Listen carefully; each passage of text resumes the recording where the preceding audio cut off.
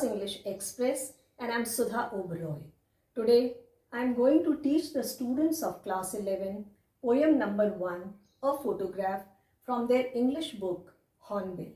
This poem is written by Shirley Tolson. Let me tell you something about the writer first. The writer was born on 20th May 1924 in England. She is an editor of Teacher, editor of Child Education, and teacher of creative writing for adults. In this poem, the writer is upset, rather pained, to see the smiling photograph of a mother who is no more. In this video, a photograph part 1, I am going to explain you stanza-wise line to line, and I am also going to explain you literary devices. Here is the explanation. Stanza 1. The cardboard shows me how it was when the two girl cousins went paddling, each one holding one of my mother's hands, and she, the big girl, some 12 years or so. The poet here is admiring the photograph pasted on the cardboard. In olden days, cardboards were the frames and photograph was pasted on them. So here she is admiring the photograph on which her mother's childhood photograph is pasted. This photograph was taken when she had gone paddling in the sea. Paddling means swimming in the sea with her two girl cousins. Now those two girl cousins are holding one of her hands each because they are very excited, they are happy, they are holding one of her hands, mother's hands, and the mother is a big girl. Big means she's tall and older than them. At that time when the photograph was clicked or when she had gone on a trip in the sea, she was some 12 years old. All three stood still to smile through their hair at uncle with the camera. Now since they were very happy, they enjoyed every moment of the trip, they then stood still. They were smiling and they gave a beautiful pose, and their uncle clicked the photograph with a smile on their face. So the poet admires the face of a mother, a sweet face, my mother's, that was before I was born.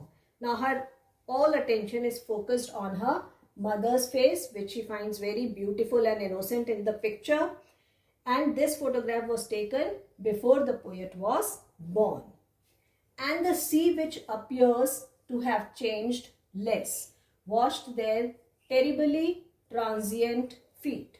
Transient means temporary. Then she looks at the sea. She notices the sea. The sea was very calm. At that moment in the picture, the sea was washing their feet, which were very small because they were very young at that time, and they were very happy and young at that time, and the sea was washing their feet, but nothing has changed in the sea. It looked the same, calm and composed even today, but lots have changed in the mother's life because now she had grown older. Stanza 2. Some 20-30 years later, she would laugh at the snapshot. See, Betty and Dolly, she would say, and look how they dressed up for beach. The poet says that 20-30 years later, her mother would have laughed at her own photograph because by then she would have grown up into a responsible woman. She would have told her to see Betty and Dolly. Betty and Dolly are her cousins. Look at Betty and Dolly. She would have been embarrassed about her carefree attitude and the dresses they were wearing on the beach. So children, childhood is carefree, and as the person grows, he becomes mature and responsible. So the mother was also enjoying her childhood. The sea holiday was her past, mine is her laughter. Both wry with labored ease of loss. Ease means freedom from difficulty. Wry means amused and disappointed. So the poet says that the sea holiday was her mother's favorite past moment of life because she enjoyed her sea holiday with her cousins. Whereas the poet's favorite moment was the laughter captured in the photograph of that trip. So both are very amusing, yet they are disappointing. Amusing because they have brought wonderful memories of the past alive in their minds. Still they are disappointing because it is linked with loss. So those moments cannot be lived again. So for her mother, the trip was past, and for the poet, the laughter of mother is past. Stanza 3. Now she's been dead nearly as many years as that girl lived, and of this circumstance there is nothing to say at all. It's silence, silences. She is his mother. She is mother. So the poet says that her mother is dead. She died 12 years ago. The same age of her photograph was taken. And it has created a void in her life because she has lost the most precious companion in her life. So she becomes speechless. Silence. She becomes speechless over the loss. She has nothing to say. She is pained, sad, disheartened at her death.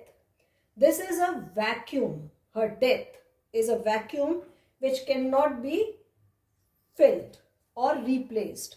So no one can take place of her mother in her life. So the poet misses her mother very much. Now children, wonderful moments have been captured in the camera. They became memory for her. Though no one can take place of her mother, still the photograph keeps the memory of her mother alive in the heart of the poet. So she is happy to see the photograph, but sad that there is no one in her life so precious as her mother. She lost her mother 12 years ago. Let us discuss the literary devices of the poem. So rhyme scheme, there is no rhyme scheme, it is written in a free verse. Now literary devices. First we have alliteration. Alliteration means repetition of the consonant letter at the beginning of two or more consecutive lines. See the examples. Stood still. Here S is repeated. Through there. Here T is repeated. My mother's. Consonant letter M is repeated. Terribly transient. Again here T is repeated. Silence, silences. Here consonant letter S is repeated. Next device is oxymoron. Oxymoron is a term which contradicts itself or two qualities contrast to each other are used. See example, labored ease. Labored means with great difficulty, ease means with comfort. Third device is transferred epithet. Transferred epithet is a description which refers to a character or event, but it is used to describe a different situation or character. See the example, terribly transient. Here it refers to human feet. Terribly transient refers to human feet which are very small, but they are used to describe that life is mortal. Shortness of life is described here. So children, here it is used as a character to describe the event. Here are textual questions. Question 1. What does cardboard denote in the poem? Why has it been used? Cardboard is a frame on which poet's mother's photograph is pasted. Because the picture is quite old and in those days cardboards were used as frames, so it is mentioned in the poem. Next, what has the camera captured? The camera has captured beautiful smile and innocence of poet's mother when she had gone on a sea trip with her two cousins Betty and Dolly. Next, what has not changed over the years? Does it suggest you about something? Sea has not changed over the years. It is still bubbling with water. This tells us that nature is immortal, whereas humans are mortal. Next, the poet's mother laughed at the snapshot. What does this indicate? The poet's mother would have laughed at the snapshot because she would have laughed at the innocence of her childhood, which she had lost now as she had grown up. She would have laughed on her carefree attitude when she had no tensions and worries at all. Question number 5. What is the meaning of the line, both rye with labored ease of loss? It means that the poet has lost her mother and a void is created in her life. She is grieved, shattered, but she has to adjust with the circumstance. Next, what does the circumstance refer to? The circumstance refers to death of poet's mother. It is very painful for her because she has lost her forever and this void cannot be filled. Nobody else can take her mother's place in her life. Question number 7 is, there are 3 stanzas depict 3 different stages. What are they? The first stanza is about the childhood when mother is holidaying with cousins Betty and Dolly. Next stanza is about her young age when she would have laughed at the photograph, especially the way they were dressed during the trip. Next, third is poet recalls mother's death. She is grieved, speechless and misses her a lot. So children, these textual questions are clear to you. Children, I am sure the explanation of the poem is clear to you and you have also understood its literary devices.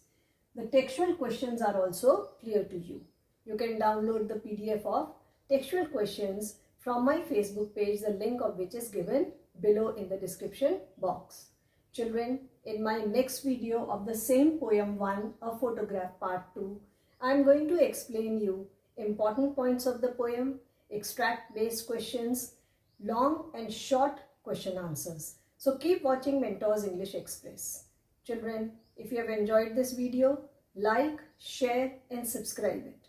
Do post your comments in the comments box below. Thank you.